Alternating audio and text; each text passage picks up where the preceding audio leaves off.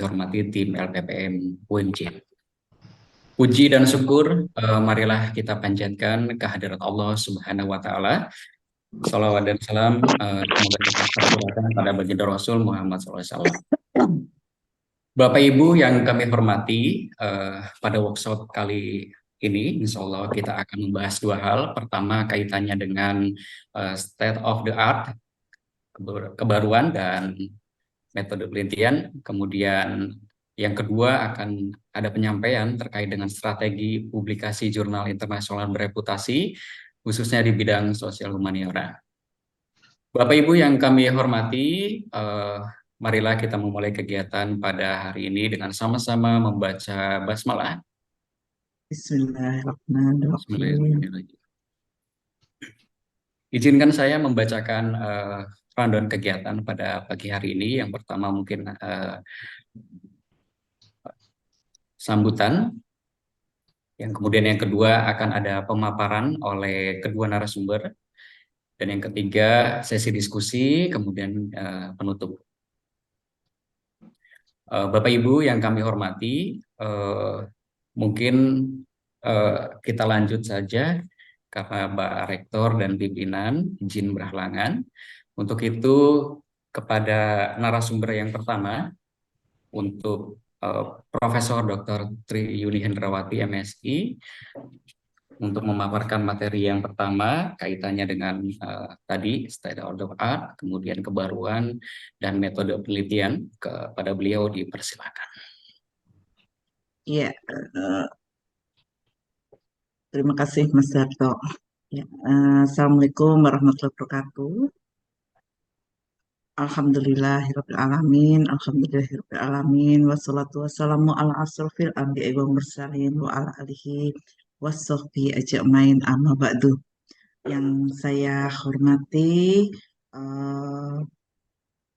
Pak Dr. Taufik, Associate Professor yang saat ini menjadi koordinator di LPPM, menggawangi inovasi dan kerjasama, tetapi beliau juga membantu kami di dalam proses untuk meningkatkan daripada jurnal internasional bereputasi, terutama dari sisi bidang ilmu sosial humaniora. Nah, kemudian yang saya hormati Bapak Ibu semuanya yang hadir dan juga tim LPPM dan juga pimpinan semua UMJ. Semoga hari ini merupakan salah satu langkah kita di dalam menyampaikan atau menggiatkan kembali Universitas Muhammadiyah Jakarta di dalam meningkatkan daripada jurnal internasional bereputasi.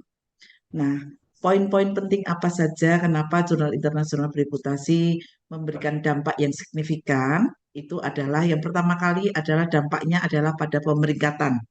Pemeringkatan kenapa? Karena internasional bereputasi itu baik Webometric, Unirank dan lain-lain tetap memberikan angka yang tinggi. Kemudian yang kedua tentu saja berimpact kepada kum daripada Bapak Ibu sehingga Bapak Ibu sesuai dengan arahan Pak Rektor akan bisa cepat untuk menjadi profesor. Nah, kita juga banggalah Pak Rektor sudah menjadi profesor, artinya bahwa Rektor Universitas Muhammadiyah Jakarta sudah menjadi profesor. Nah, kemudian tak lupa Bapak Ibu, apa namanya, kalau di dalam publikasi nanti jangan bosenan ya Bapak Ibu ya. Kalau di reject itu bukan berarti tidak bagus, tapi adalah di reject itu mungkin tidak sesuai dengan scope dan lain-lain. Jadi tetap semangat Bapak Ibu. Dan webinar series ini merupakan awalan saja Bapak Ibu. Setelah ini nanti Bapak Ibu akan diberikan Google Form terkait dengan upload manuskrip. Jadi nanti Mas Taufik akan membantu kita di dalam proses termasuk membantu mendampingi Bapak Ibu terkait dengan submit ke jurnal internasional bereputasi.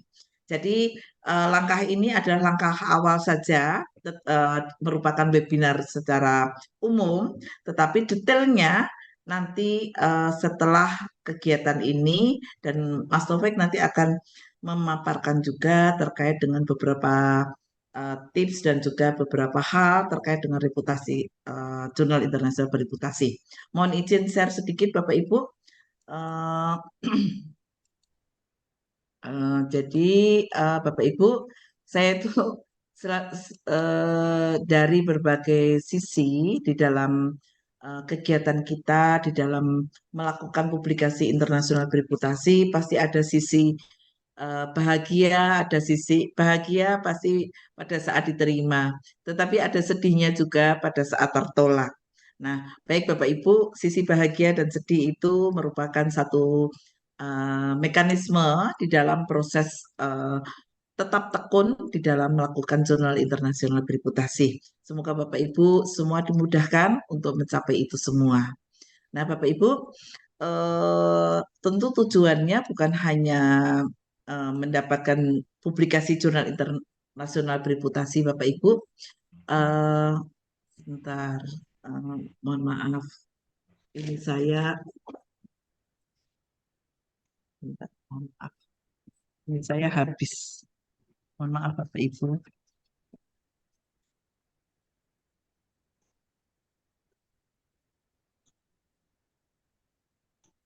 Hmm,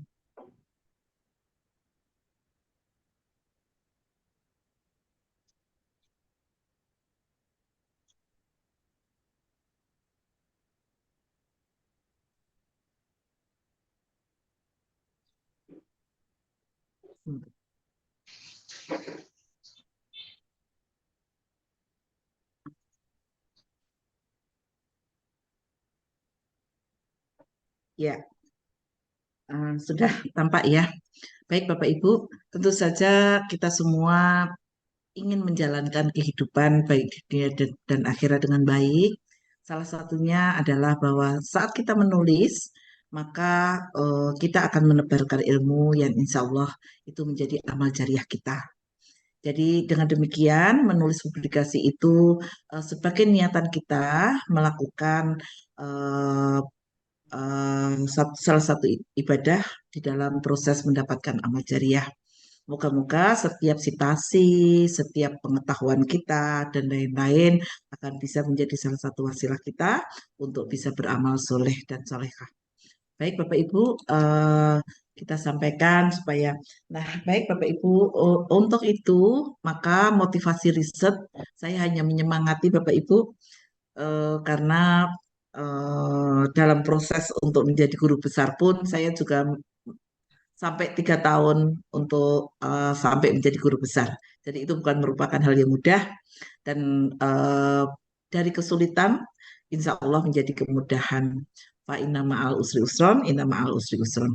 Jadi Bapak Ibu, sebenarnya di dalam kita melakukan riset adalah bagaimana kita bisa melakukan introduction, metode, result, dan discussion dengan baik. Nah, untuk itu, maka beberapa pertanyaan yang ada memang harus kita jawab, Bapak Ibu. Why, how, what, dan so what. Artinya apa di sini? Sebenarnya piramida di dalam melakukan penelitian tentu saja harus bisa dijawab di dalam proses eh, melakukan pertama kali penyusunan proposal sampai metode, kemudian setelah itu mendapatkan hasil, setelah mendapatkan hasil untuk apa? Dan itu akan ada di dalam kesimpulan kita. Nah, untuk itu Bapak Ibu, sebagai manuskrip yang efektif, nanti tentu saja ini kalau dari sisi sosum, nanti Mas Taufik akan mendetailkan ya, karena memang metode di dalam sosum memang berbeda dengan saya sebagai saintek, gitu ya. Tetapi secara prinsip bahwa efektif manuskrip tentu saja harus bisa menjawab terhadap state of the art dan juga kebaruan.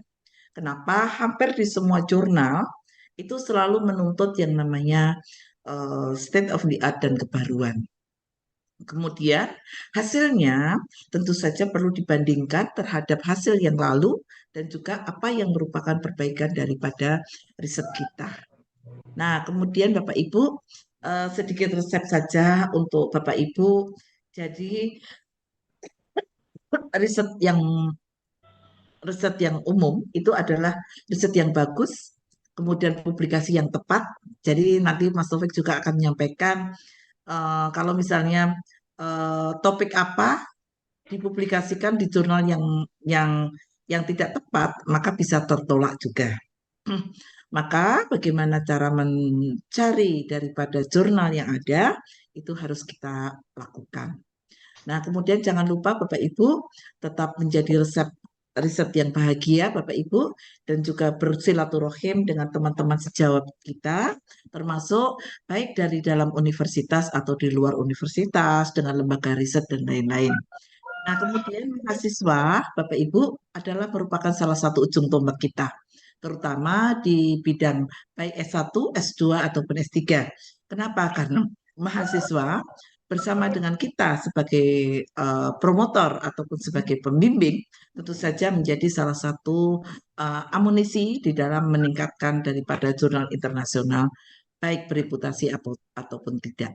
Nah, kemudian beberapa hal terkait dengan itu tentu saja nanti Bapak Ibu bagi yang pemula saya menyarankan mulailah dengan prosiding lebih dahulu. Prosiding ambil yang prosiding terindeks Scopus. Kemudian yang kedua setelah itu sudah jalannya sudah enak gitu ya Bapak Ibu ya. Bapak Ibu langsung masuk menuju ke jurnal internasional bereputasi.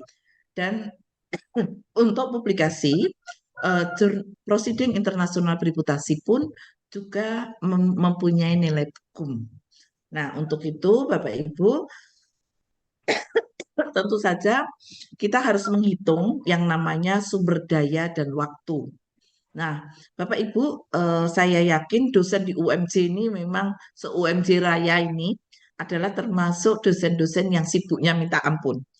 LPPM juga merasakan begitu Bapak Ibu. Kenapa? Karena berbagai skema yang ada, Bapak Ibu mempunyai skema baik dikti, kemudian ada skema daripada apa namanya internal, kemudian ada skema dari kementerian terkait dan lain-lain. Saya yakin Bapak Ibu harus menghitung sumber daya dan waktu yang ada sehingga efektif ya Bapak Ibu. Termasuk apabila Bapak Ibu menjadi narasumber di tempat lain dan itu bisa ditulis itu dengan izin daripada yang memberikan kerja itu bisa merupakan salah satu ide dasar di dalam melakukan riset atau nanti publikasi internasional bereputasi. Nah, kemudian Bapak Ibu, artinya apa di sini? Artinya Bapak Ibu punya kamar-kamar. Nah, kamar-kamar yang mana yang akan dipakai oleh Bapak Ibu di dalam proses ini? Tentu saja nanti Bapak Ibu pilih yang tepat sesuai dengan yang ada. Misalnya, saya memberikan contoh, kalau misalnya proceeding itu biasanya nggak sampai akhir, Bapak Ibu. Jadi awal-awalannya itu biasanya pakai prosiding dulu, kemudian setelah lengkap biasanya saya masukkan ke jurnal. Nah, kemudian Bapak Ibu jangan lupa melakukan penelitian terdahulu kalau kita katakan sebagai review artikel. Dalam review artikel sebenarnya sudah bisa menjadi jurnal internasional bereputasi, tetapi pada topik-topik tertentu dan pada jurnal-jurnal tertentu. Kalau kami di apa namanya Saintek, maka paling tidak ada sekitar 40 jurnal yang disitasi di dalamnya. Dan itu kalau mempunyai review jurnal atau misalnya review tentang apa namanya aloe vera atau review tentang apa itu akan menjadi banyak disitasi orang. Nah, demikian juga terhadap ilmu-ilmu lain, Bapak Ibu. Jadi jurnal yang sifatnya review itu juga bisa menjadi satu pilihan. Nah, kemudian review dan citasi Bapak Ibu. Nah, salah satu yang memberikan kita kenapa menulis itu juga diperlukan untuk dipublikasi adalah hasil daripada citasi kita. Hasil citasi itu adalah merupakan kalau orang Islam mengatakan itu sebagai amal jariah kita nantinya. Tetapi di dalam proses untuk peringkingan ataupun reputasi universitas, citasi itu diperlukan di dalam akreditasi dan juga diperlukan di dalam perangkingan atau reputasi daripada universitas dan juga reputasi daripada dosen tersebut. Karena itu menentukan ranking di Sinta ataupun di Google Scholar dan lain-lain. Nah, baik Bapak Ibu, ini adalah beberapa contoh. Kebetulan saya memang contohnya orang saintek, maka saya hanya mengatakan seperti ini. Saya biasanya melakukan penulisan terdahulu. Sekarang Bapak Ibu bisa memakai ChatGPT. ChatGPT itu bisa dipakai untuk melakukan apa namanya kebaruan atau state of the art sepanjang itu tetap dikendalikan sama kita. Jadi ChatGPT itu adalah merupakan satu tool, tetapi kearifan dan kebijaksanaan Bapak Ibu ataupun pengetahuan Bapak Ibu tetap menjadi tool yang paling bagus. Nah, media yang dapat dioptimalkan Bapak Ibu, di sini ada Mendeley, kemudian ada Skyhub, dan lain-lain. Nah, silakan itu digunakan untuk bisa mendukung daripada uh, proses kita. Nah, Skyhub mulai tahun 2022 atau 2023 sudah tidak bisa diakses lagi, kecuali yang lama-lama, asalkan punya DOI-nya dan lain-lain. Nah, kemudian berapa laman yang ada, Bapak Ibu, tentu saja bisa menjadi rujukan daripada proses menulis kita. Kemudian di sini juga ada beberapa website-website yang dapat dilakukan terkait dengan menulisan daripada jurnal tersebut. Nah, kemudian Bapak Ibu, nah ini ada salah satu contoh adalah Publish or Perish. Nanti Mas Taufik juga bisa menjelaskan deh apa yang dilakukan pada saat melakukan ini, termasuk berapa website-website daripada World in Data dan seterusnya, termasuk Journal Register daripada Springer, kemudian ada Simago JR dan lain-lain. Perhatikan Bapak Ibu, Simago JR dengan kadang-kadang Simago JR sudah masih bagus gitu ya, tetapi ternyata jurnal tersebut sudah di-discontinue sama Scopus. Nah, jadi tetap pada laman Scopus untuk mengecek apakah jurnal tersebut sudah masih udah discontinue apakah tidak. Nah, itu untuk membuat parafrase Bapak Ibu bisa menanggulangi daripada plagiasi dalam pengutipan. Kenapa? Karena kita bukan orang Inggris, Bapak Ibu. Tentu saja kita bisa menggunakan nanti pakai Quillbot dan seterusnya. Termasuk tool untuk membuat parafrase di dalam Spinner, gitu Bapak Ibu. Termasuk translate dokumen. Translate dokumen itu kalau saya biasanya saya translate, kemudian saya tetap pakai Grammarly, kemudian saya koreksi lagi karena ada beberapa kata-kata yang kadang-kadang tidak manner untuk suatu ilmu. Demikian Bapak Ibu, mohon maaf apabila ada yang kurang, dan seterusnya saya sampaikan kepada Pak Taufik untuk bisa melakukan apa namanya webinar series, dan nanti akan dilakukan seterusnya adalah pembimbingan melalui manuskrip yang di-upload oleh Bapak Ibu di dalam Google Form. Terima kasih. Mas Darto, Assalamualaikum warahmatullahi wabarakatuh. Dan Bapak Ibu. Waalaikumsalam warahmatullahi wabarakatuh. Waalaikumsalam warahmatullahi wabarakatuh. Terima kasih Prof. Yuni atas pemaparan untuk materi pertama. Bapak Ibu yang kami hormati, sesi diskusi akan disampaikan nanti setelah Pak Taufik memaparkan materi kedua terkait dengan strategi publikasi jurnal internasional bereputasi untuk bidang sosial humaniora. Kepada Pak Taufikur Rahman sebagai koordinator LPPM, kami persilakan. Baik, terima kasih Mas Darto. Bapak Ibu sekalian, untuk materi saya sudah masukkan di chat room Zoom sehingga bisa sama-sama kita lihat.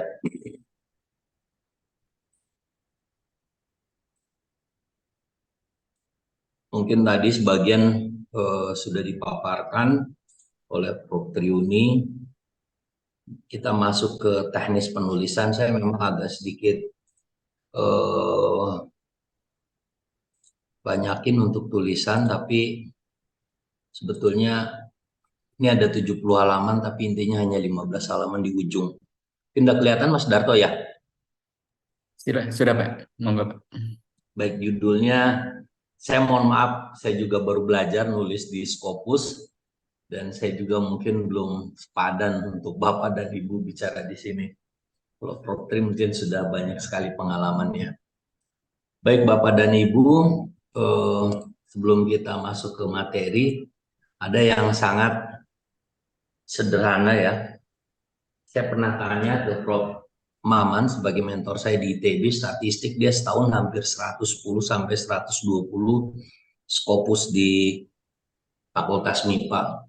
Prof, apa kiat-kiat untuk bisa kita menulis di jurnal terakreditasi dan bereputasi? Maka jawabannya satu, kita mesti punya passion. Passion itu apa? Keinginan kuat kita untuk bahwa memang kita ingin belajar menulis atau kita ingin tembus di Scopus. Kedua, apalagi Prof?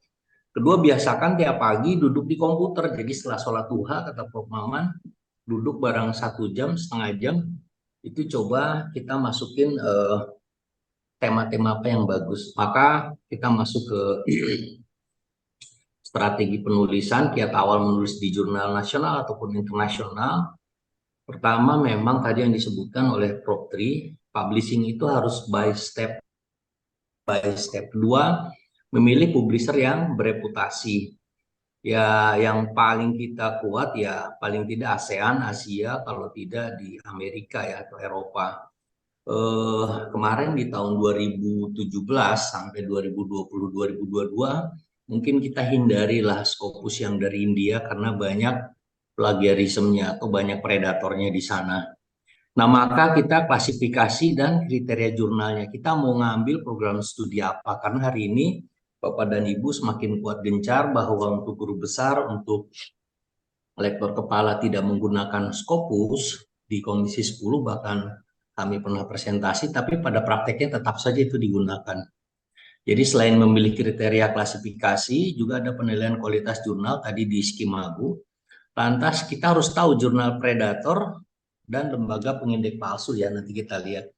Nah, yang ketiga baru kita siapkan naskahnya. Oke, kita masuk. Nah, di sini tahapan proses pemilihan jurnal. Kita milih jurnal, lantas persiapan makalah, submission, revision, accepted, dan proofal read, dan publish ya. Nah, yang paling penting adalah di tahap persiapan setelah makalah kita siap, Bapak dan Ibu, yang paling penting sekali biasanya kita ingin daftar di jurnal. Seringkali ada masalah yang sangat sepele, sederhana, dan itu di awal tahapnya kita mendaftar di jurnal tersebut. Ternyata memasukkan kata orchid itu nggak bisa. Saya juga sama dulu. Setelah itu saya pelajari, oh ternyata orchid itu setelah kita copy HTTPS, S-nya kita hilangkan. Maka kemudian kita bisa daftar. Jadi yang kedua adalah pemilihan jurnal, jurnal nasional. Kita mau ambil apa jurnal nasional? Nasional tidak terakreditasi atau nasional yang terakreditasi atau bereputasi. Jurnal internasional, internasional yang bereputasi atau jurnal internasional yang hanya terindeks pada database internasional bereputasi. Dan juga ada jurnal internasional jurnal internasional terindeks di database lain. Jadi klasifikasinya di Javung itu ada 3 ya internasional. Dia internasional bereputasi, internasional terindeks pada database internasional bereputasi, dan jurnal internasional terindeks di database lain. Oke, mungkin kalau bicara UMJ, saat ini UMJ ada sekitar 67 jurnal, tapi saya lihat untuk yang terindeks paling tinggi itu adalah Sinta 3 sampai Sinta 5 di bawah 20 ya, itu udah luar biasa menurut saya. Berarti kalau dia 67 kita hitung 30% yang sudah terakreditasi. Dan terindeks rata-rata di Google Scholar, terindeks di indexing lainnya, termasuk DOAJ-nya pada hidup semua. Nah, lanjutan pemilihan jurnal itu apa? Jurnal itu adalah kalimat tulis dengan memenuhi kaidah ilmiah dan etika keilmuan, serta memiliki ada ISSN, ada ESSN, ada EPRIN atau ISBN ya. Nah, paling tidak kita memiliki jurnal yang internasional standar berserial number, karena biasanya di Javung atau di uploading kita untuk jabatan fungsional itu minimal 1 di antara 3 tadi. Serta memiliki terbitan versi online. Jadi sekarang ini Bapak dan Ibu tidak laku lagi terbitan yang sifatnya e-print ya atau hard copy. Itu rata-rata pakai online. Bahkan hari ini di Perpustakaan Nasional saja kalau Bapak dan Ibu datang ke sana, kita disiapkan untuk bisa mengakses ke keanggotaan dari Scopus ya. Nah, apa gunanya kita punya keanggotaan Scopus? Maka hari ini misalkan saya lihat ada sekitar 581 dosen di UMJ yang sudah ada menjadi tenaga pendidik ataupun tenaga pengajar ya. Nah, dari situ hanya tinggal sekitar 27 orang sebagai tenaga pendidik dan 57 itu asisten ahli, maka selebihnya adalah lektor dan lektor kepala. Maka kita mesti kejar asisten ahli ke lektor dan lektor kita kejar ke lektor kepala. Nah, dari sini maka pilihan jurnal itu sangat penting ya. Kenapa? Karena nanti diterbitkan oleh badan ilmiah, organisasi profesi atau perguruan tinggi. Menggunakan bahasa Indonesia, Inggris, atau bahasa Indonesia atau bahasa Inggris lain. Kalau kita di jurnal internasional ada 9 bahasa yang kita gunakan ya. Salah satunya adalah Inggris. Oke, lanjut. Nah, standar nasional itu apa? Terakreditasi dan terdaftar di Dirjen Dikti LIPI ya di sini. Hari ini Bapak dan Ibu ada sekitar 49.000 yang terdaftar jurnal, tapi yang terakreditasi itu hanya 366. Nah, mungkin salah satunya UMJ itu yang di bawah 20 itu terakreditasi di Sinta 3, Sinta 2, Sinta 3. Nah, lanjutannya apa? Karya ilmiah tulis itu adalah harus memenuhi ilmiah etika keilmuan tadi dan berstandar. Lantas kita masuk ke standar jurnal internasional terakreditasi di Scopus atau WOS ya. Nah, untuk memenuhi kriteria sebagai jurnal internasional dengan tambahan terindeks di database internasional bereputasi Scopus dan WOS atau Web of Science,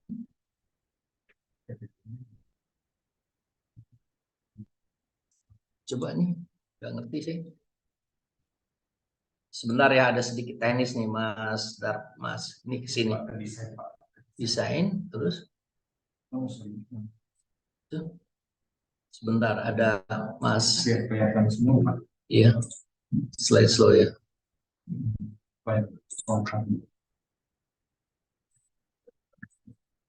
Yang ininya nggak kelihatan nggak apa-apa nih? Yang ini. Tarik aja ya. Tarik ke atas. Ini yang ini kita sini ya. Oke, maaf sedikit.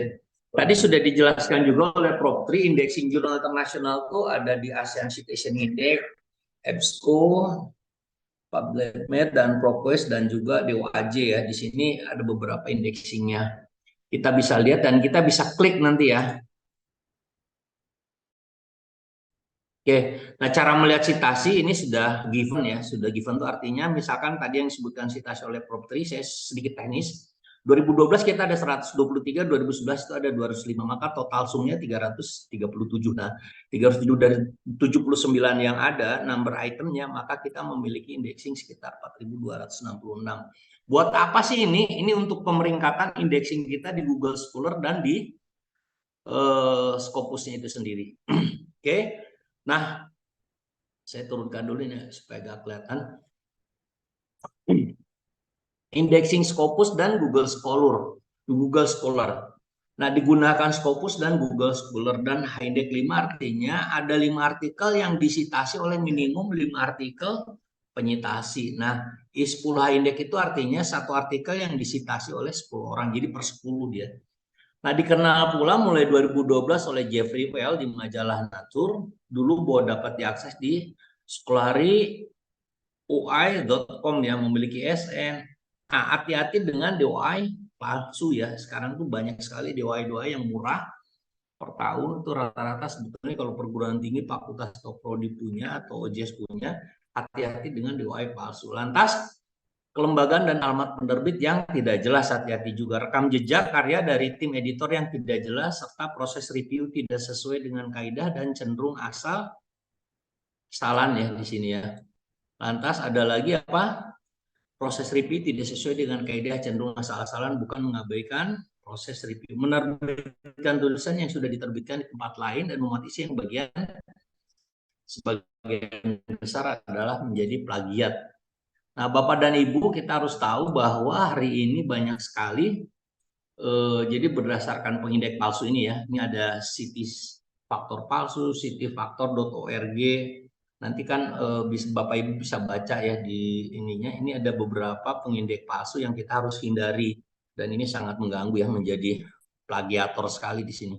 Dan juga menjadi predator buat kita, jadi sehingga kita nanti akan masuk di posisi tersebut. Nah, Bapak dan Ibu, dalam penilaian sistem angka kredit dosen Kementerian Ristekdikti atau sekarang Kemendikbud, maka kita harus lihat di Sinta 1, 2, atau 3, 4, sampai 5 ya. Kita lihat Sinta itu indeksingnya apakah dia bisa masuk, nanti ada klasifikasi di Japung di poin penelitian, itu di poinnya itu biasanya apakah dia masuk di poin jurnal nasional atau jurnal internasional bergenjek bereputasi. Nah, ini untuk kita di Skimago ya. Skimago itu ada Q1-nya. Nah, kita lihat di sini high index-nya 324 dan 259. Nah, total dokumen juga kita perlu perhatikan sehingga dia harus masih present ya. Present itu harus masih berlanjut. Jangan sampai kita memilih OJS atau jurnalnya yang notabene tidak present. Jadi kita harus lihat dia tahun berapa dan jumlah dokumennya berapa, serta apakah di open access atau gratis. Nah, kalau open access, kalau misalkan dia sangat mahal, tinggalkan saja Bapak Ibu, masih banyak sekarang ya yang lain gitu. Nah, lihat cakupan jurnal skopnya. Itu harus sesuai dengan bidang kajian tulisan, hindari jurnal yang memiliki skop yang sangat luas. Bapak dan Ibu sekalian, contoh Bapak Ibu sekarang yang sudah doktor dan juga lektor kepala, program studinya apa? Jangan asal nanti masuk di Scopus Q1 dan Q2, tetapi ternyata ini yang disebut dengan skupnya yang sangat luas, misalkan ilmu sosial, ilmu humaniora. Dia harus lebih spesifik. Kalau saya misalkan kebijakan publik, ya nyerempet-nyerempet ilmu administrasi masih banyak yang lolos lah di sana. Nah, yang kedua, usahakan juga pilih jurnal yang dikelola oleh himpunan profesi ya. Profesi, kalau saya misalkan apa administrasi publik di tingkat Eropa atau di ASEAN atau di tingkat internasional, ya apa misalkan, atau kesejahteraan sosial juga ada, atau HI juga ada, hubungan internasional, atau ilmu hukum juga ada, atau ilmu sosial lain misalkan. Nah, lihat juga arsip jurnal volume sebelumnya. Jadi Bapak Ibu ketika awal sudah selesai menulis, Bapak Ibu mau klik mencari jurnal, maka Bapak dan Ibu harus masuk ke Scopus dulu. Sehingga ketika masuk ke Scopus, Bapak dan Ibu bisa lihat nanti bahwa di Scopus itu betul tidak, misalkan volume jurnal sebelumnya masih sangat berlaku buat kita dimasukkan. Misalkan dia dari mulai Q berapa, kalau dia dari Q4, Q3 sampai Q2, Q1 itu bagus. Tapi kalau dari Q1 terus kemudian makin turun, bahkan tidak present, itu sangat bahaya. Lantas kita lihat tipe internasional jurnalnya ya, subscription-nya gratis atau open access yang berbayar atau tidak. Lantas perhatikan juga jurnal metriknya, kualitas jurnalnya tadi yang saya lihat masuk ke Scopus tadi. Lantas hindari predator jurnal. Oke, di persiapan penulisan kita masuk ke teknis.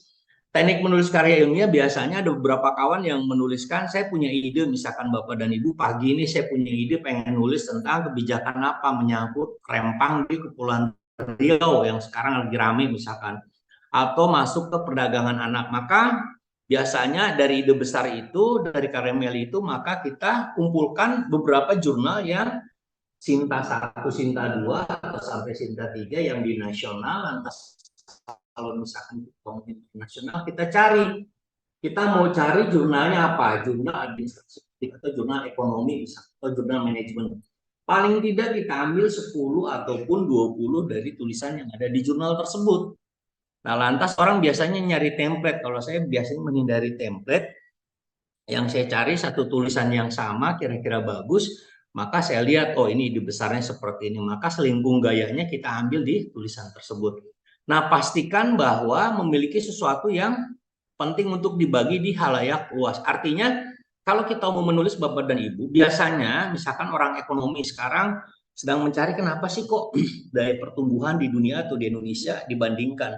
Itu banyak sekali tulisan, tapi ide baru kita, tadi yang disebut oleh Prof. Tri, apa yang menjadi ide baru, kebaruan kita. Jadi dari mulai judul, latar belakang, metodologi, lantas research and discussion, dan sampai kesimpulan itu harus muncul ide baru itu. Jadi novelty itu harus kita munculkan dari awal, termasuk banyak sekali Bapak dan Ibu di tulisan, di abstraksi bahkan tidak dimunculkan apa yang jadi novelty dari tulisan tersebut ya. Nah, setelah fakta dan data baru. Lantas urusan baru terhadap fakta dan ide lama. Jadi idenya lama, tapi kita punya nilai kebaruannya apa, kita bisa munculkan di sini ya. Nah, lantas kalau hasilnya sudah matang, maka tahapan penelitian selanjutnya kita lakukan. Nah, ini yang saya sebut tadi gaya selingkung yang disebut dengan selingkung makalah atau umum, atau di sini biasa disebut di IIM RA Dekar ya. Dari mulai judul, di sini judul itu biasanya 12 atau 10, lantas penulis, afiliasi, email, dan email biasanya banyak deret kayak kereta. Kita cukup email 1-2 aja udah cukup Bapak dan Ibu. Serta abstrak ya. Abstrak itu dari mulai judul penelitian, permasalahan, lantas juga metodologi, lokus, lantas serta apa hasilnya dan rekomendasinya apa, serta keyword. Keyword itu kalau ya orang banyak sekali bicara, keyword itu suka panjang, keyword itu 5 aja cukup, dan itu tidak harus letter apa yang ada di judul, tapi substansinya bisa kita ambil dari keyword tersebut. Kenapa? Karena ketika saya mencari tulisan, maka kita lihat keywordnya apa yang paling penting, administrasi publik, ekonomi, pendidikan, sains, atau misalkan properti itu misalkan teknik kimia misalkan. Nah, dari mulai introduction Bapak dan Ibu itu harus sudah dimunculkan yang disebut dengan kebaruan tadi, atau yang disebut dengan kebaruan itu sesuatu yang ada, sesuatu yang ada di sekitar kita. Novelty itu pasti ada di sekitar kita, tapi kita memang harus terlatih melihat novelty ini. Kalau tidak terbiasa, kadang kita membedakan antara statement pernyataan dengan novelty.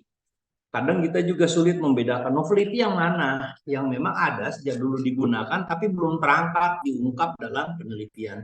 Lantas metode itu apa? Nah, hari ini Bapak dan Ibu banyak sekali di penulisan Scopus itu reject kalau kita menggunakan kualitatif ya.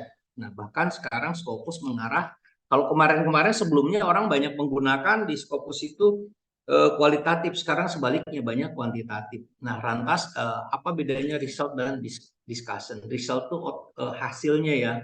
Lantas discussion itu sesuatu yang notabene hasil penelitian yang didiskusikan kembali dan itu bisa menjadi terlihat bahwa nilai kebaruannya di mana. Nah, termasuk conclusion ya. Conclusion itu bukan pernyataan, tapi sesuatu yang ada di kerangka pikir, di result dan discussion, dan juga di introduction, sehingga kita ambil kerucutan bahwa penelitian kita itu adalah seperti ini. Dan munculkan apa yang menjadi nilai kebaruan tersebut. Nah, lantas acknowledgement itu ucapan terima kasih kepada siapa, apakah perorangan, institusi yang bisa membantu kita selama penelitian, baik itu dari segi regulasi, policy, ataupun dari segi fundraising ya. Nah, ini elemennya tadi yang saya sebutkan itu dari mulai judul, abstrak, keyword, introduction, metodologi, research, discussion, dan finding. Jadi sesuatu yang baru serta conclusion dan reference. Nah, tahapannya kita nulis dari mana ya? Biasanya orang suka berpikir dari mana ya kita nulis. Nah, biasanya orang melihat itu dari poin result dan diskusi. Result dan diskusi sesuatu yang sudah kita pikirkan dan ada di sekitar kita, lantas kita jabarkanlah di pendahuluan atau introduction.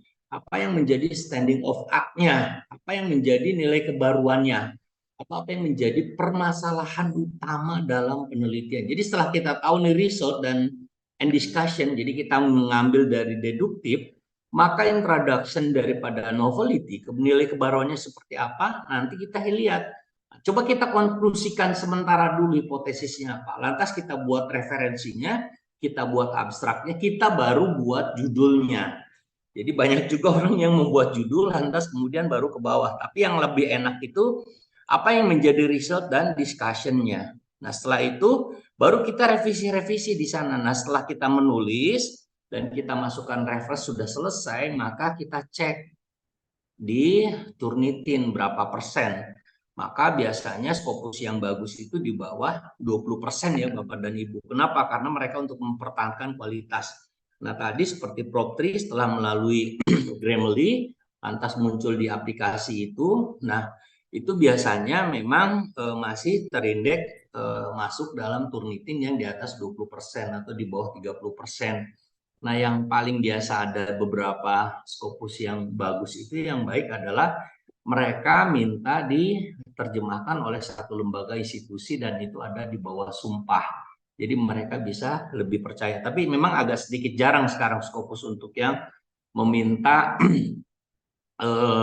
dalam sumpah atau dalam lembaga institusi tersebut. Yang ada sekarang marak itu Scopus yang berbayar mahal, itu di atas 5.000 sampai 10.000 dolar, yang luar biasa. Itu udah sangat industrialisasi buat Scopus hari ini.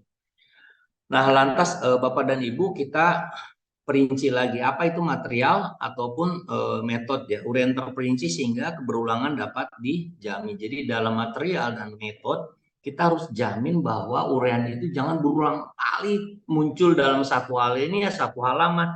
Jadi kita harus pastikan dan hindari penggunaan singkatan. Kedua, metodologi yang dipublikasikan ditulis sumbernya. Jika ada modifikasi harus dijelaskan. Nah, Bapak dan Ibu, sekarang banyak sekali pola penelitian yang menggunakan mix method ya. Jadi dari awal dia menggunakan kuantitatif, masuk ke research and discussion itu menggunakan kualitatif. Itu sungguh sangat bagus dan banyak digunakan sekarang, bahkan jarang di reject ya kalau substansi dan gambarnya itu dijelaskan. Lantas kegiatan ditulis sesuai menurut pengoperasian dalam kalimat pasif ini di material dan metode tadi. Lantas bahasa analisa, cara penarikan sampel, prosedur dan analisa, serta pengumpulan data, cara perhitungan atau analisa sampai dengan diperoleh hasil terolah diuraikan dengan terperinci. Jadi Bapak dan Ibu, sebuah tulisan yang enak itu simpel. Kalau kita baca dari awal satu alinea saja kita baca enak, ngalir, maka pikiran kita tuh tidak putus. Tapi kalau kita baca terus kemudian ada pikiran kita ingin baca ulang, berarti ada sesuatu yang kurang pas dalam tulisan. Jadi sangat sederhana sekali cara melihat sebuah tulisan. Nah, selanjutnya apa yang harus kita perhatikan?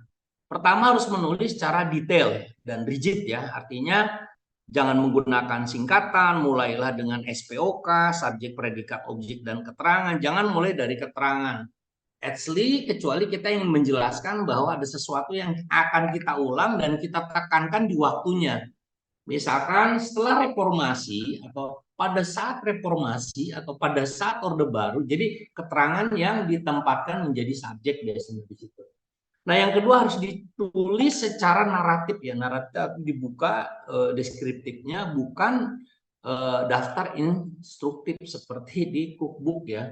Nah, ini salah satu contoh salah, put 0,5, tapi yang paling benar adalah Nestle of 0,5 bla bla bla, di sini dijelaskan. Oke, apa yang disebut dengan riset Bapak dan Ibu? Riset atau riset itu hasil itu adalah pertama meringkas data dari eksperimen tanpa mendiskusikan implikasinya. Jadi riset itu jangan sebuah pernyataan baru. Banyak sekali kita para penulis di riset ataupun di konklusi seperti teman-teman S1 atau S2, S3 itu menulis conclusion itu bukan yang menjadi riset, tetapi buat pernyataan baru atau munculnya data baru atau munculnya ketika kita lagi enak-enak itu kemudian ada sesuatu yang masuk ke pikiran terus kita tulis tanpa kita masukkan dari mulai abstrak atau judul sampai ke kerangka pikir dan sampai ke konklusi. Jadi di saat kita riset atau saat menulis di conclusion ada ide baru masuk terus kemudian kita tulis di tulisan itu. Nah, itu tidak boleh seperti itu ya. Terus kedua, tabel, grafik, foto dan lain-lain harus memiliki penjelasan di teks. Jadi kalau perlu tabelnya itu yang sifatnya ada penjelasannya, deskriptif gitu loh. Jadi jangan hanya tabel, foto, orang nggak tahu ini foto-foto siapa, ini foto apa. Jadi jangan melihat pembaca itu sama dengan kita ya, harus dijelaskan. Ketiga, pilih bentuk yang paling informatif bagi pembaca. Keempat, data dalam tabel tidak dipublikasikan dalam gambar grafik dan sebaliknya. Kelima, gambar dan tabel harus di nomor terpisahkan. Oke, setiap gambar dan tabel harus memiliki judul. Gambar atau tabel ini sangat teknis ya Bapak dan Ibu, bisa dibaca. Nah, ini contoh adalah data diskusi pembahasan di riset kita yang sangat baik ya di Scopus ya, saya lihat. Jadi dia sebut ini A, B, C, D, dan di sini ada yang kecil, ini di sini ini yang orang-orang teknik ya, saintik gitu loh. Dia bisa menggambarkan dalam tulisannya seperti ini risetnya ya. Nah, selanjutnya saya kasih lihat juga mungkin ada beberapa contoh. Ini contoh riset yang penjelasan, ini gambar, lantas di sini. Jadi orang menjelaskannya itu ngelihat tuh udah langsung enak terbaca gitu. Kadang kita suka lupa Bapak dan Ibu setelah nulis Jangan langsung upload, kita lihat, kita baca lagi, misalkan 15 halaman atau misalkan biasa 4.000 sampai 8.000, maka kita lihat kembali substansinya apa, novelty-nya di mana, udah muncul belum dari mulai abstrak, introduction, method, lantas juga masuk di result dan masuk di konklusi. Jadi novelty kebaruan itu harus muncul dari awal sampai akhir. Nah, termasuk penggunaan gambar seperti ini yang harus menjelaskan pada ide kebaruan dan permasalahan umum tadi. Oke, discussion ya. Discussion itu sesuatu yang setelah diriset, apa yang perlu kita diskusikan sehingga ke depan bahwa tulisan kita tuh masih bisa berkembang, atau sebaliknya penelitian yang sudah dilakukan oleh si A, kemudian saya bahas di penelitian saya, kemudian saya buka ruang diskusinya setelah saya punya resultnya. Nah, maka dia tidak melulu merupakan pernyataan ulang dari bagian hasil katanya. Jadi harus dibuka ruang yang lebih luas. Jangan sampai ada gap, ada ruang hitam ya, ruang yang nggak jelas. Atau ruang abu-abu misalkan, kita harus tegas. Antara alinea pertama, kedua, ketiga itu harus ada kata kalimat conjunction-nya. Nah, rata-rata banyak yang terputus. Itu juga yang banyak disebabkan itu di reject ya oleh Scopus. Lantas yang ketiga, nah yang kedua harus memuat interpretasi data. Yang ketiga itu mengaitkan dengan teori dan pemahaman yang sampai sekarang ada. Jadi ketika Bapak dan Ibu di result dan juga di metode ataupun di introduction sudah jelas mengambil teorinya apa, maka harus dikaitkan dengan pemahaman dengan situasi yang sekarang, sehingga dikaitkan pula dengan novelty kita. Nanti ke depan ini loh yang masih bisa nih dibahas. Jadi setelah saya bahas ini, saya juga lihat reference dari A, maka di C-nya seperti ini. Jadi kalau dalam penelitian biasanya roadmap itu harus mampu menjelaskan diskusi ini ya. 4, menggabungkan hasil penelitian Anda dengan penelitian sebelumnya dan menunjukkan persamaan serta membahas perbedaannya. Jadi kalau persamaan yang dibahas Anda plagiator, tapi membahas perbedaannya, misalkan lokusnya dengan stratifikasi yang berbeda seperti apa, atau substansinya atau novelty. Jadi yang dibahas itu adalah perbedaannya. Menjelaskan logika yang memungkinkan Anda menerima atau menolak hipotesis awal. Jadi bisa jadi ketika tadi disebutkan misalkan saya ingin mengambil resultnya A, tapi ternyata setelah saya jelaskan berbeda, maka tinggal jelaskan oleh kita bahwa apa dari hasil yang Anda peroleh dari penelitian dan mengapa berbeda dengan hasil penelitian orang lain. Oke, Bapak dan Ibu, mungkin ini salah satu contoh ya jika Anda mendapatkan hasil yang tidak sesuai tadi yang saya sebutkan. Jadi ketika Anda membuat sesuatu, ternyata apa yang menjadi hipotesis Anda setelah Anda turun ke lapangan berbeda. For example, misalkan banyak orang bilang bahwa hujan deras itu menghasilkan banjir. Tapi kan tidak semua hujan deras menghasilkan banjir. Ada juga di Amerika hujan deras itu menghasilkan angin topan, diikuti angin puyuh, angin puting beliung. Tapi juga banjir itu ternyata menyebabkan longsor.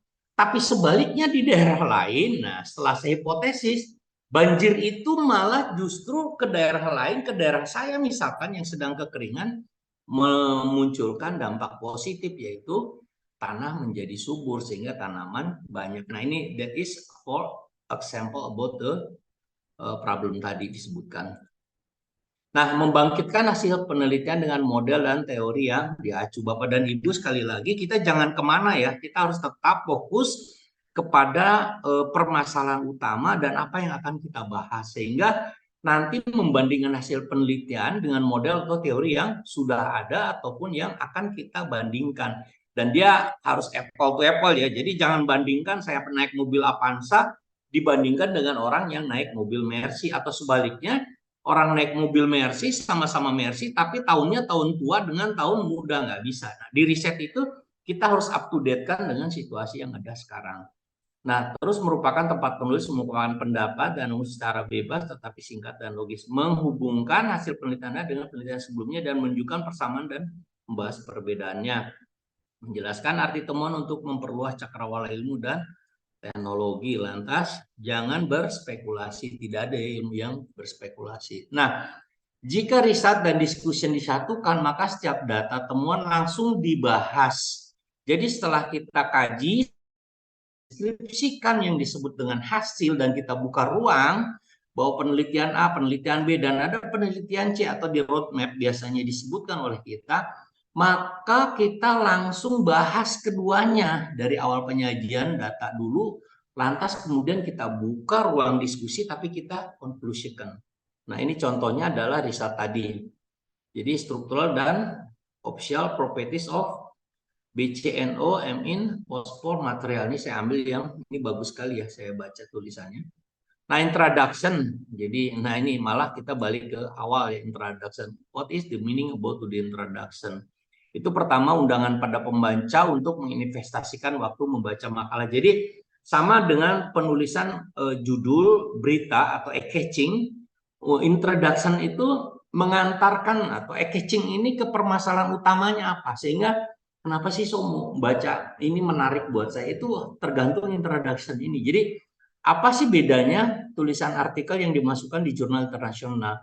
Ya, salah satunya itu pernah saya baca bahwa ada orang kampung, ada yang sudah istirahat, seperti ada Prof. Maman saya sebutkan, sekarang dia tinggal di Garut ya, tapi karena dia sering nulis, dia menjadi board editor di beberapa jurnal internasional, ya dia dapat duit ngalir aja, sebulan nggak banyak katanya Pak Topik, saya dapat $1.000, kadang 1.500. Jadi dia hidup di kampung tapi penghasilan di Singapura ya.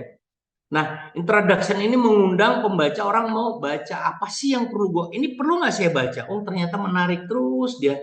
Jadi pikiran manusia itu makin in-depth, makin terus masuk ke dalam, masuk ke dalam. Jadi dia distimulan, dirangsang untuk terus ditarik ke dalam ya. Nah, terus keduanya batasi juga pada hal yang berkaitan langsung dengan kajian yang sedang dilakukan dan kontribusi yang dilakukan. Nah, si Warren Dolphin menyebutkan atau dari Iowa State University, pendahuluan mendefinisikan subjek dari laporan atau makalah.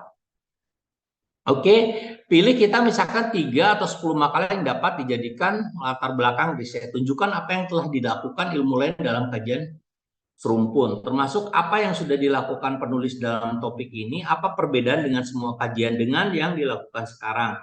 Nah, pendahuluan bisa panjang atau pendek dan pada umumnya bergantung pada jumlah materi topik yang terkandung dalam materi tersebut dan topik apa yang dibahas. Jadi kalau tulisan itu sekitar 5.000-7.000, ya mungkin kalau kita abstraksi itu 200-250, nah mungkin pendahuluan itu antara 500 biasanya paling banyak lagi 1.000 gitu loh. Jadi kalau semuanya itu dari mulai abstrak, introduction, method, lantas juga result and discussion serta conclusion itu ada 5, masing-masing itu biasanya 1.000 sampai 1.500 di result dan discussion yang paling banyak kita jelaskan. Nah, ini kita coba lihat Bapak dan Ibu isi pendahuluan tadi yang mungkin sudah dijelaskan oleh Prof. Tri ya. Mengapa penelitian itu dilakukan? Ini harus betul-betul interest ya. Itu harus betul-betul orang menarik sehingga orang mau baca. Nah, jadi pada posisi kita jadi penulis, kita harus memposisikan, nih kalau gue tulis ini, kalau saya tulis ini menarik nggak kira-kira? Nah, banyak orang yang letterluck ya, bahkan bahasanya kaku sekali, itu yang mungkin jadi banyak penolakan. Nah, yang kedua, sampai di mana sih pemahaman topik penelitian yang kita sebutkan atau kita tulis tadi? Apa menariknya sekarang? Nah, banyak orang-orang yang hari ini, mohon maaf, generasi zombie, generasi digital ini memang belum banyak masuk ke tulisan-tulisan seperti ini ya. Sekarang banyak Bapak dan Ibu gaya selingkung tulisan di Google, dia sebutkan kalau untuk ingin menyerempet ke sesuatu, bahwa terjadi kebakaran ledakan besar di sini. Dijelaskan bahwa ini dari YouTube, tapi ternyata judul YouTube itu tidak sesuai dengan apa yang disebutkan di atas. Jadi ada penulis yang ingin menyerempet ke sana. Caranya sekarang seperti itu. Jadi dibuat bahwa YouTube itu bohong gitu loh ceritanya. Tapi orang mau baca kan? Karena semua orang sekarang itu dilihat jejak digitalnya. Jadi cracknya ya. Jadi masuk ke permasalahan tadi. Nah, apa permasalahan yang masih ada yang belum dijelaskan? Jadi setelah result, setelah hasil dibuka ruang discussion, kita hantarkan kira-kira apa permasalahan. Contoh sekarang, ini permasalahan pembakaran hutan kok nggak selesai-selesai sih? Sudah di penjara, lantas juga yang si pembakarnya di penjara, lantas si pemilik lahannya di penjara, lantas what's wrong? Apa yang salah? Apa yang bisa kita munculkan pada persoalan pembakaran hutan tersebut, kaurul harta itu? Apa? Apakah regulasinya yang kurang? Apakah karena misalkan substansinya bahwa pembakaran hutan itu regulasinya di tingkat kabupaten kota, apakah mesti ditarik lagi? Nah, ketika ditarik lagi kan kemarin sempat rame misalnya. Lantas apa hipotesis? Kesimpulan sementara Anda. Lantas nanti Anda mungkin bisa ngambil Bapak dan Ibu untuk salah satu sampel sehingga disimpulkan apa. Nah, mungkin Bapak dan Ibu demikian dari saya. Ini beberapa catatan bisa kita tulis ya. Di sini judul apa sudah dijelaskan. Nah, ini biasanya Bapak dan Ibu ada kampus, mohon maaf saya sebutkan, kalau kami misalkan Universitas Muhammadiyah Jakarta, hati-hati nulis Muhammadiyah M-nya 2. Nah, Jakarta itu jangan pakai DJ misalkan. Jadi ada nama satu kampus yang terindeks di Scopus bisa 10 nama, bisa 20 nama, atau bisa 3 nama, sehingga nanti citasinya akan mengurangi Bapak dan Ibu sekalian. Misalkan gini nih, UIN Sunan Gunung Jati. Nah, apakah afiliasi ini harus disingkat seperti ini? Maka sebaiknya Universitas Islam Negeri misalkan. Nah, apakah Sunan Gunung Jatinya DJ-nya ini hati-hati nih. Ini satu saja beda, Jati J saja itu bisa jadi 2, 3, masa citasinya tidak ketulis. Mungkin itu sementara Mas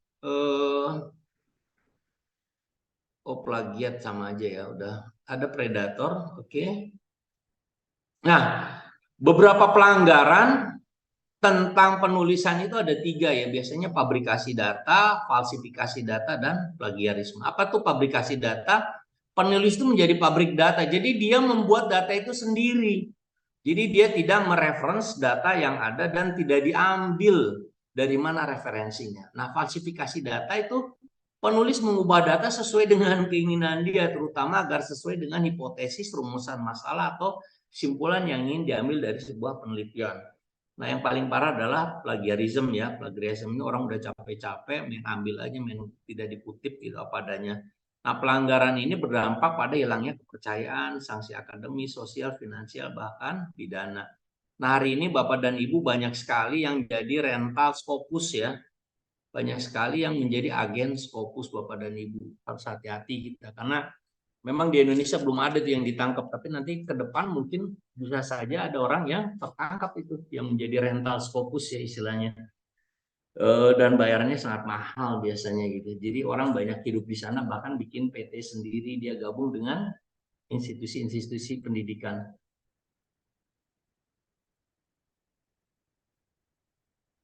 Baik, mungkin itu sementara Mas,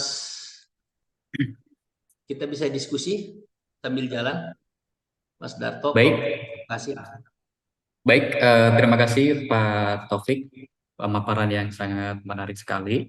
Terima kasih juga yang disampaikan kepada Profesor Dr. Insinyur Triyuni sebagai narasumber 1 tadi kaitannya dengan state of the art, kebaruan dan metodologi penelitian. Kemudian dilanjut oleh Mas Taufik tadi terkait dengan strategi publikasi jurnal internasional bereputasi, khususnya di bidang sosum. Bapak Ibu yang kami hormati, kami membuka sesi diskusi untuk kepada kedua narasumber. Tapi di sesi ini kebetulan ada masuk pertanyaan 3 di chatroom. Izin ya Pak Taufik ya membacakan ya. Ya, silakan. Dari Ibu Laili kebetulan sudah beberapa kali bertanya terkait dengan ini ya, beberapa editor jurnal yang berbeda melalui nomor kontak yang ada di web. Nah, mereka menjawab biaya publikasi itu berbeda sekali dengan biaya yang dicantumkan di webnya. Jadi ada perbedaan antara web dengan yang disampaikan di WA itu. Nah, pertanyaannya apakah itu jurnal yang benar atau tidak gitu ya? Saya khawatirnya sebuah penipuan gitu Pak. Itu dari Bu Laili. Mungkin langsung dijawab atau saya bacakan untuk pertanyaan Boleh kedua? bacakan dulu aja, nggak apa-apa. Ya, itu kasus pertama, Pak. Kemudian yang kedua kaitannya dengan pertanyaan Ibu Eva ya. Nah, Bu Eva kadang kesulitan untuk mensubmit ke jurnal terindeks Scopus. Jadi banyak sekali isian ya untuk registrasi, membuka akun di dalam jurnal. Nah, meminta orchid, kemudian cover letter, dan lain sebagainya. Nah, apakah ada tim dari UMJ yang dapat membantu terkait hal itu? Nah, jadi itu pertanyaan dari Bu Eva. Mereka minta untuk proofreading juga dari tim jurnal tersebut karena mereka bilang jurnalnya tidak berbayar. Bagaimana menurut Pak Taufik terkait itu. Lalu, apakah ada jurnal training Scopus multidisiplin ilmu dapat diterima sebagai prasyarat atau memang harus wajib fokus sesuai dengan bidang keilmuan? Nah, ini mungkin bisa kolaborasi ya pertanyaan ini untuk dijawab oleh Prof. Yuni dan Mas Taufik. Begitu Pak Taufik. Baik, terima kasih Mas Darto. Prof. Tri, monggo mau Prof. Tri atau gimana? Saya ikut matur. Mas Taufik aja dulu. Oke. Baik, terima kasih Bapak dan Ibu. Materi saya sudah saya share di room chat ya, Zoom. Yang kedua, saya coba izin ya Mas Darto. Pertama, daftar hadir ada. Ini salam nih dari Prof. Ismi. Banyak sekali teman-teman Prof. izin nih dari mantan-mantan dari ketua LPPM yang ada di beberapa dulu teman kawan. Mohon izin bertanya, saya beberapa kali bertanya langsung ke beberapa editor jurnal yang berbeda katanya melalui nomor kontak. Mereka menjawab biaya publikasi berbeda. Gini deh, kalau kita mau berlatih, pertama kita belajar di Scopus untuk Q3, Q4 deh, lebih enak ya. Dan biasanya jangan open access. Open access itu berbayar maksudnya. Nah, biasa cari coba di Elsevier yang gratis aja dulu. Kalau kita gratis udah bisa masuk, berarti kita udah bertarung dari sekian ratus artikel yang ada. Saya pernah belajar memang berapa kali ditolak ya, dan ada yang lucu. Scopus setelah masuk nggak mau dia kedetek sama Sinta. Saya tanya ke Sinta, Sinta juga bingung gitu loh. Jadi Bapak dan Ibu abaikan aja kalau webnya itu berbeda dengan ini. Jadi jangan mau Bapak dan Ibu ditipu ataupun tertipu ya di situ. Carilah, masih banyak jurnal yang Q1, Q2 atau Q3, Q4 atau Q5 kita belajar kan. Jadi kalau beda pembayaran, saya sarankan malah yang gratis aja Bu, cari, jangan yang open access yang berbayar. Nanti Ibu udah nunggu lama, tahu-tahu dia masuk predator, udah gitu tahu-tahu nunggu lama, tahu-tahu dia discontinue ya. Lantas izin bertanya Bapak, kesulitan untuk mensubmit ke jurnal training Scopus banyak sekali. Iya, yang saya bilang dari sekian isian rata-rata tuh 5 sampai dengan 15 saya pelajari. Itu yang sering kali kesulitan tuh masuk di ORCID. Salah satunya Bapak dan Ibu ketika klik, kalau dulu di tahun 2000 ke bawah, ORCID itu diklik ORCID dia langsung masuk. Nah sekarang karena ORCID itu ada yang berbayar karena harus mendapatkan ID ORCID, maka ORCID itu di HTTPS. Nah, lantas titik 2 strip miring garis 2. Jadi Bapak dan Ibu hilangkan S-nya, hapus. Baru simpen di situ, itu pasti tokcer itu. Itu beberapa kali orang kesulitan di ORCID itu karena ada ORCID yang berbayar gitu loh. Jadi nggak ada masalah Ibu ya, ngisi-ngisi yang paling sulit biasanya di ORCID itu. Lantas segala macam nggak sulit ya menurut saya. Apakah jurnal training Scopus multidisiplin itu dapat diterima sebagai prasyarat? Memang harus wajib Scopus keilmuan. Bapak dan Ibu yang mau mengajukan untuk GB guru besar, kalau saran saya sebaiknya ikutin yang sebidang ya. Misalkan Bapak dan Ibu pendidikan deh. Kalau misalkan saya di administrasi publik, kalau di hubungan internasional agak sulit, yang nyerempet-nyerempet deh tentang hubungan internasional. Kalau Bapak dan Ibu udah GB, maka Bapak dan Ibu pengen nulis yang lain, nah mungkin silakan aja. Bapak dan Ibu mau yang lebih luas pun tidak sebidang atau tidak sesuai bidang keilmuan itu nggak apa-apa. Karena kita udah diskusikan, kita udah laporkan, saya di forum silaturahmi dokter ya ke Komisi 10, kita minta nih konsorsium guru besarnya itu tidak mewajibkan untuk tulisan Scopus. Kementerian Pendidikan oke, tapi faktanya masih tetap saja Scopus itu jadi andalan gitu. Jadi 5 prasyarat khususnya itu yang jadi problem di situ. Jadi gitu ya Bu, kalau bisa untuk persyaratan lebih baik yang bidang keilmuan aja. Izin bertanya, salah satu kekhasan sosial media adalah menemukan teori yang dilakukan dengan pendekatan kualitatif. Apakah ada tips trik menulis jurnal dengan pendekatan kualitatif? Jadi pendekatan itu Bu ya, metodologi saya ulang, dulu mungkin orang banyak nulis dengan menggunakan metodologi kualitatif. Kalau sekarang orang banyak kan kuantitatif Bu. Jadi kalau mau Ibu mix, jadi di awal itu bikin riset untuk masuk ke permasalahan utama, Lantas ketika masuk di result dan discussion, Ibu pakai metodologi kualitatif. Jadi untuk menjelaskan bahwa saya punya keleluasan secara subjektif untuk menjelaskan apa yang menjadi hasil dari penelitian kuantitatif yang saya lakukan di awal gitu loh. Jadi kalau Ibu sosial humaniora memang lebih enak pakai kualitatif tuh, betul sekali Bu. Tapi sekarang buat editornya, reviewernya banyak menggunakan kuantitatif. Jadi beberapa tulisan saya di reject itu karena mereka pengennya kualitatif itu dihapuskan. Demikian mungkin Mas Darto. Terima kasih. Assalamualaikum warahmatullahi wabarakatuh. Waalaikumsalam warahmatullahi Waalaikumsalam. Terima kasih Mas Taufik atas jawaban-jawaban dari pertanyaan yang ada melalui chat room. Bapak Ibu yang kami hormati, kami memberikan juga kesempatan kepada Bapak Ibu untuk bertanya ya secara langsung. Boleh Prof Yuni menambahkan sebelum ada yang bertanya? Iya, sedikit menambahkan Bapak Ibu terkait dengan tadi pengalaman saya di dalam proses untuk mengupload jurnal Scopus. Memang ada banyak isian, maka Bapak Ibu memang harus membuat profil di Orchid, profil di apa namanya, yang satu lagi itu selain Orchid itu ada lagi dan seterusnya. Kenapa? Karena itu memang ditanyakan Bapak Ibu. Jadi Bapak Ibu, LPPM sudah beberapa kali, itu bahkan ada nanti di menu downloadnya LPPM, itu bagaimana membuat profil Orchid dan juga WOS dan seterusnya. Silakan untuk dibuka dulu sebelum bisa submit ke Scopus. Kalau ada kesulitan Bapak Ibu, nanti pada series yang selanjutnya nanti akan dilakukan secara luring.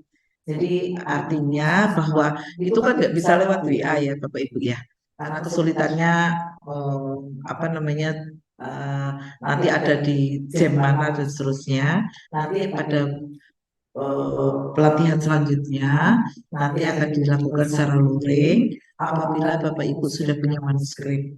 Nah, mengenai proofread. Proofread itu memang menjadi salah satu syarat kalau saya masuk ke jurnal Q1 atau Q2. Biasanya minta proofread Bapak Ibu. Nah, proofread itu Bapak Ibu bisa memakai jasa daripada proofread. Jadi proofread itu biasanya kita sudah punya template bahasa Inggris, kita kirimkan ke mereka, mereka mengirimkan dalam bentuk certified termasuk revisinya. Demikian Bapak Ibu. Terima kasih. Assalamualaikum warahmatullahi wabarakatuh. Waalaikumsalam warahmatullahi wabarakatuh.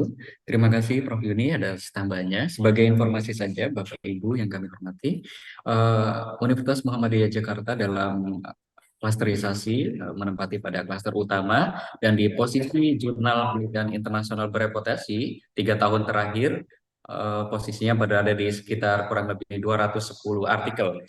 Artinya ketika ditanya untuk keperluan borang akreditasi ini sudah memenuhi poin 4. Untuk itu Bapak Ibu dan yang sudah melakukan publikasi, LPPM juga memberikan insentif publikasi ya Prof terkait dengan hal itu yang sudah tertuang di dalam SPU. Baik, selanjutnya kami memberikan kesempatan untuk Bapak Ibu yang lain untuk bertanya atau koordinasi. Silakan.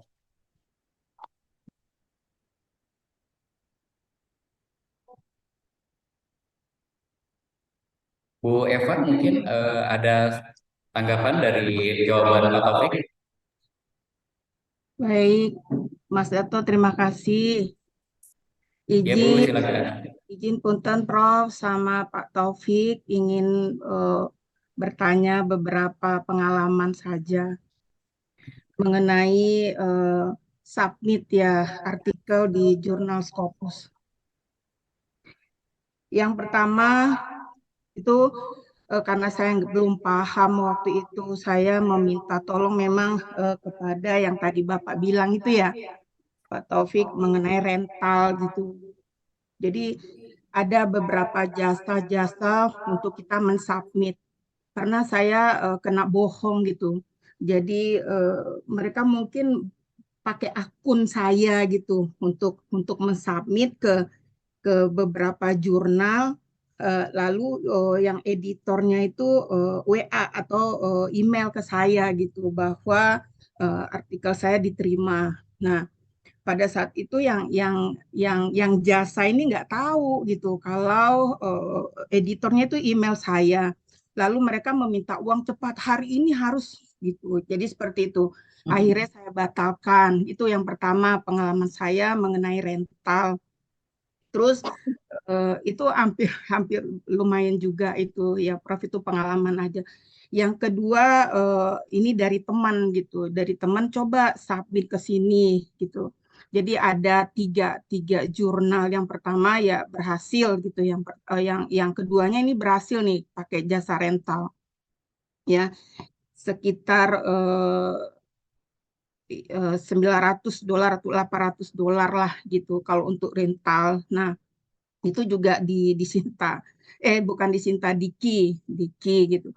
Terus yang selanjutnya ini saya mencoba sendiri, coba cuman karena keterbatasan bahasa Inggris saya coba dibantu oleh anak saya gitu, yang kebetulan dari Vkom komunikasi.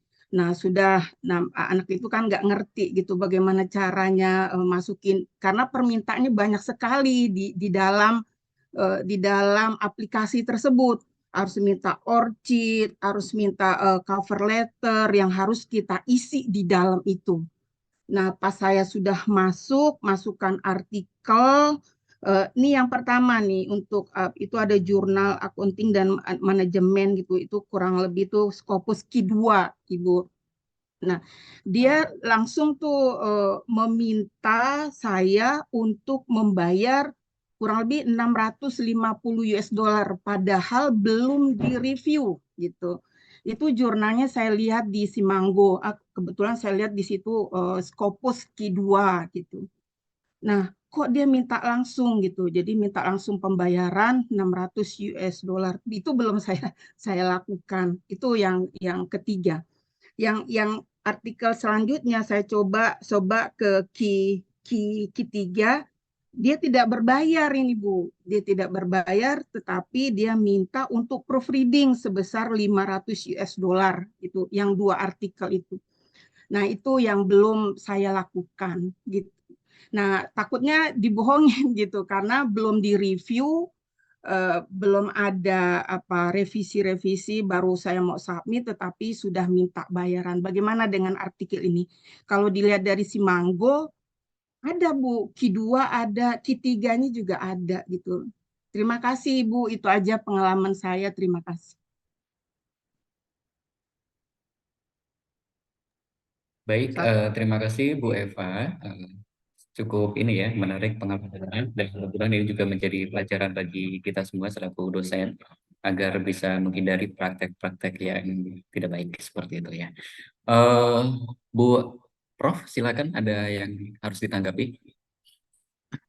Ya, Bu Eva, saya nggak tahu studi kasusnya, tetapi apa namanya, memang di dalam proses untuk masuk ke Q1, Q2 itu memang pengalaman saya itu diminta macam-macam ya, termasuk diminta reviewer untuk bisa mereview paper kita dan seterusnya.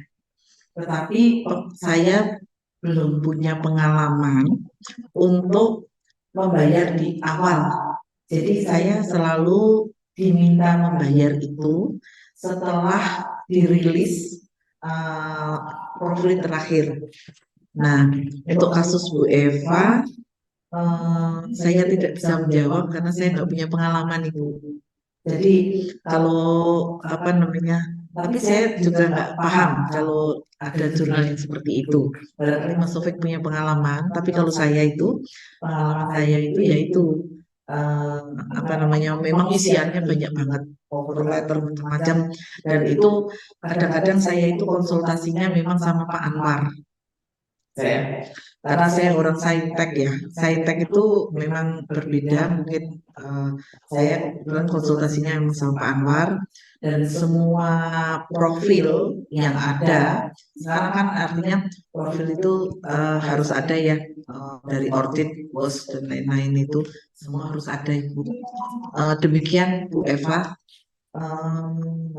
Selebihnya kalau Ibu silakan datang, mungkin kalau sosum itu memang ahlinya di Mas Taufik ya, bukan di saya. Terima kasih. Terima kasih Bu Eva. Ya, suwun Bu.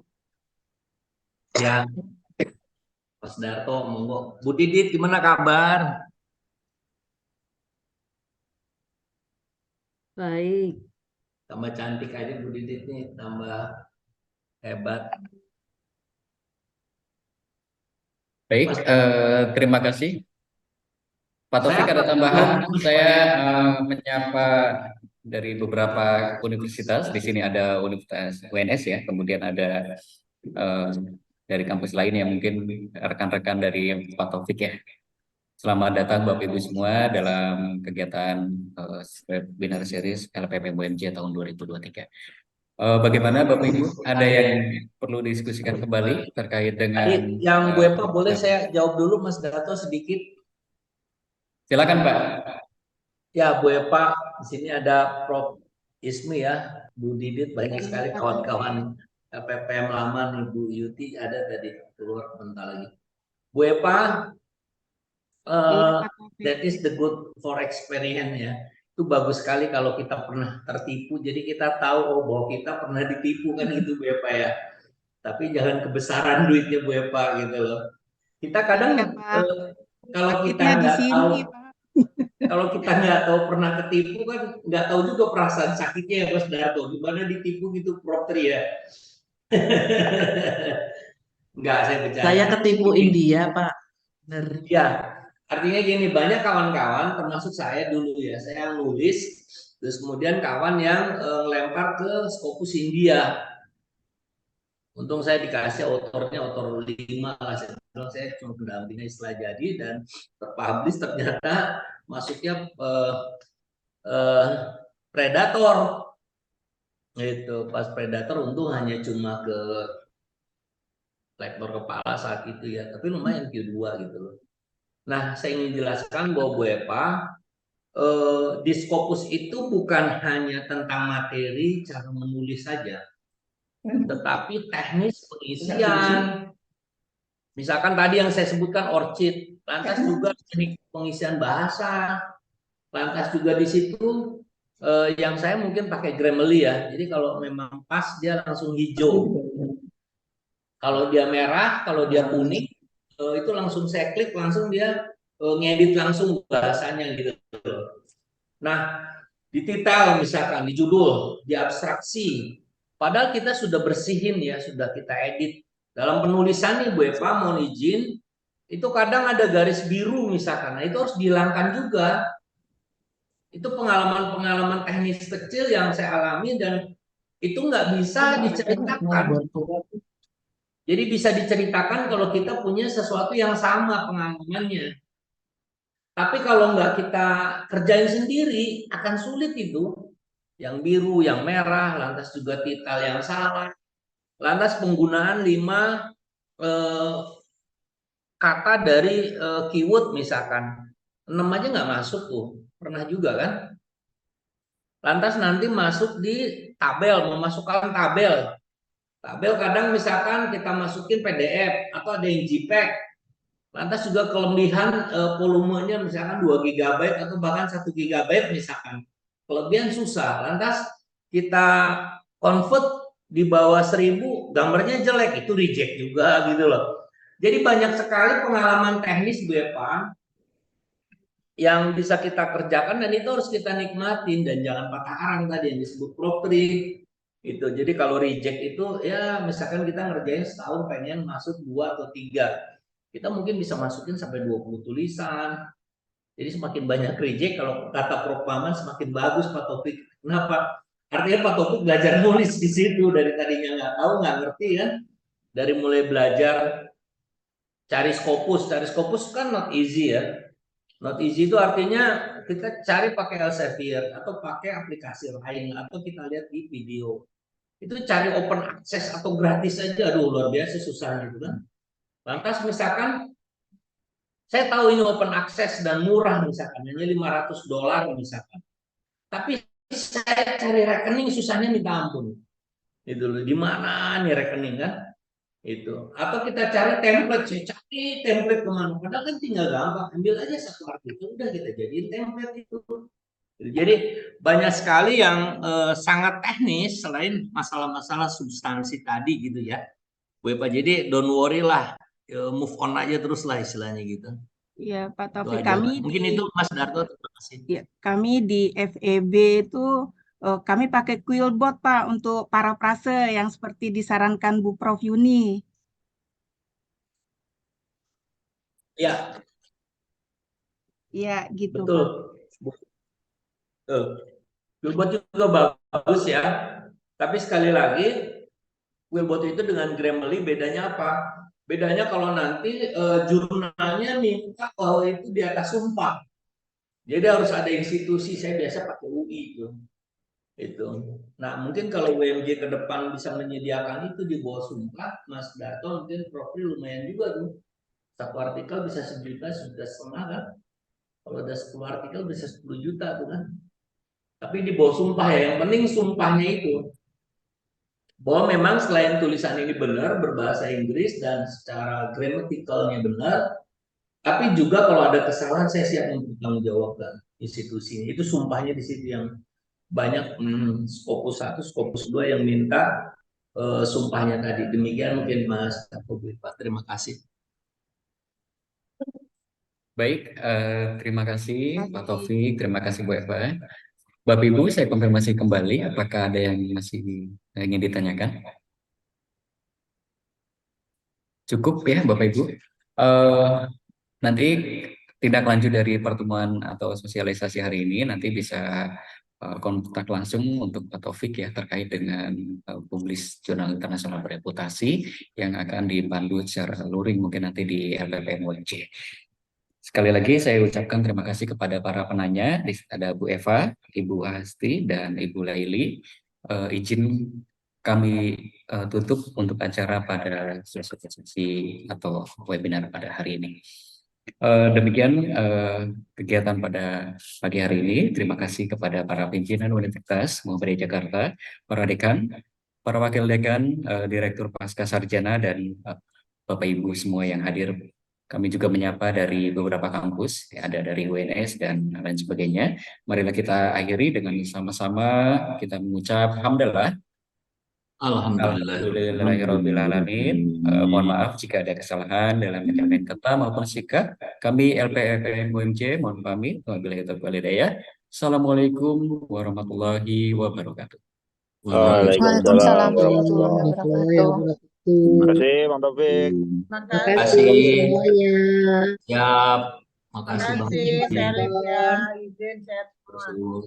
Ya, Assalamualaikum. Terima kasih, Bang Taufik. Waalaikumsalam. Siap. Salam Bang Karyaman Sinaga.